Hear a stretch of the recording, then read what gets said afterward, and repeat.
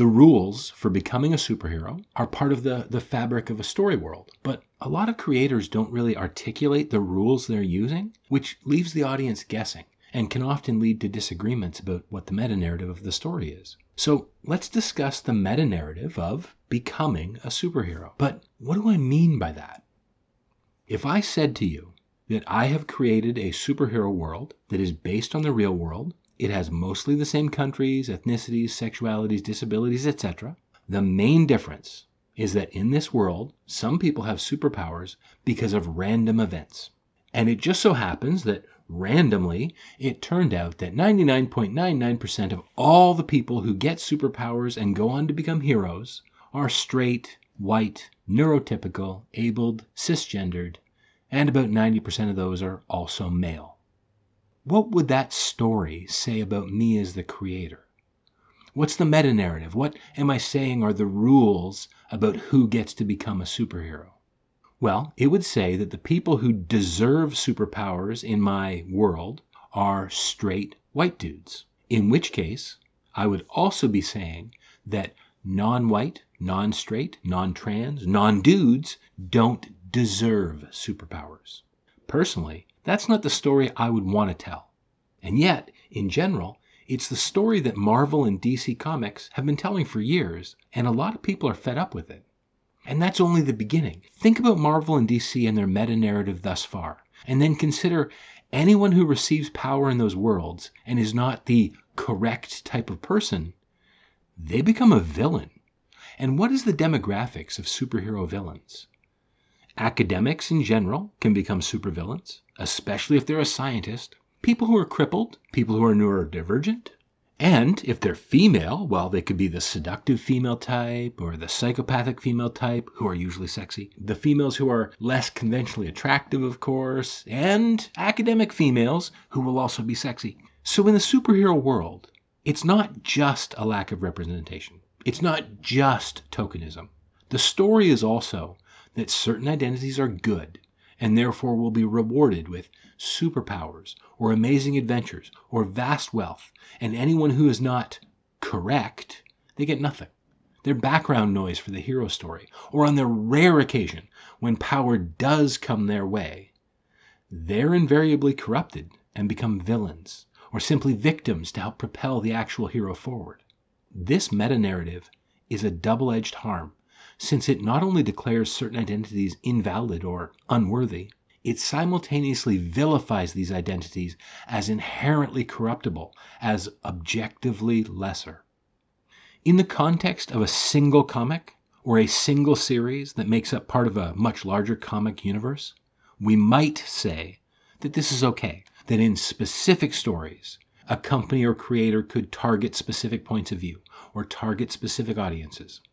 But when the entire superhero comic media goes that way, when it embodies that idea, they're creating a problem, an imbalanced narrative. And since they are the creators, they're 100% responsible for that narrative. And that doesn't just mean the meta-narrative of an individual story, but includes the reality of the genre in which they're working. Their creations become part of the meta-narrative of the gestalt of the industry. And as creators, they need to look at that industry and ask what their story is contributing to the larger story. Is their contribution simply validating everything that's already passed? Or are they transforming the art?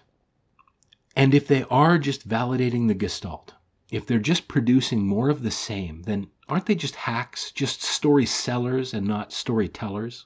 Corporate shills, puppets of mass consumption, and perhaps a waste of ink?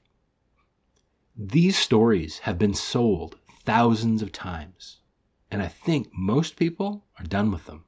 I think it's time to move on. So if we, by contrast, want to create something real, something organic, then as creators, we need to decide how characters gain their superpowers. This will then create a rule for our world. And the only way our world will feel real to the audience is if we as creators then obey the rules that we create. For instance, if we decide that powers are simply a mutation like the X-Men, well, mutation is the result of randomness. So in a large enough population, powers should be representative. There should be all kinds of people with powers. And realistically, whether powers come from mutation or magic or accident, these things should be distributed across populations. In the real world, random events are random and therefore representative. If we're using randomness to give up powers, but our characters are not representative, then we're either using a different rule than the one we already created, or we're simply using our own bias. And of course, becoming a superhero is broader than just powers. What about the world of non-powered superheroes? What characteristics does a person need to become a non-powered superhero in our world? If we had non-powered superheroes, and none of them were black or gay or trans or neurodivergent or using a wheelchair, the question people would ask is, why not? Is it determination? Are we creators secretly saying that those people just aren't determined enough? Are they not brave enough? Are they not interesting enough? Do they not have a tragic enough backstory? What is motivating this decision? And people would be right to ask us those questions, to want to know what algorithm we'd be using that certain types of people keep failing.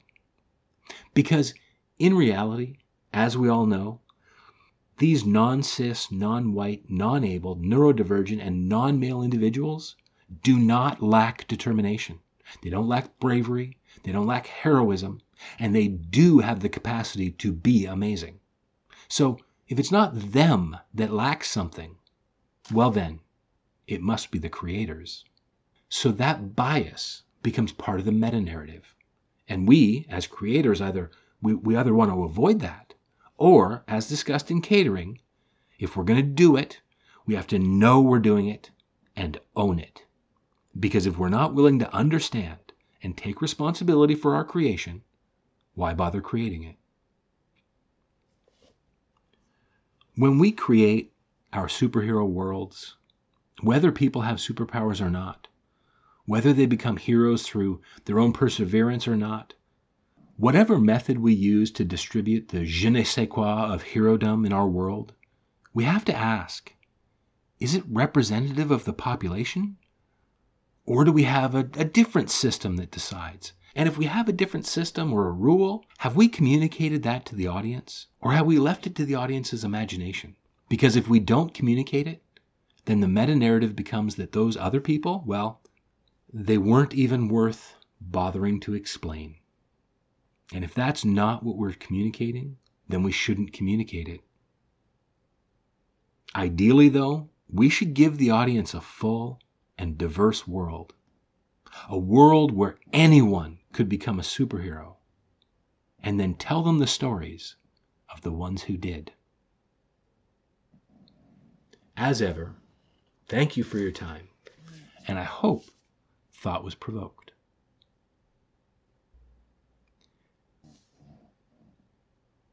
If you're still here, don't forget to check out my creations at biohazardbears.com and links in the description to all the different things I'm up to right now.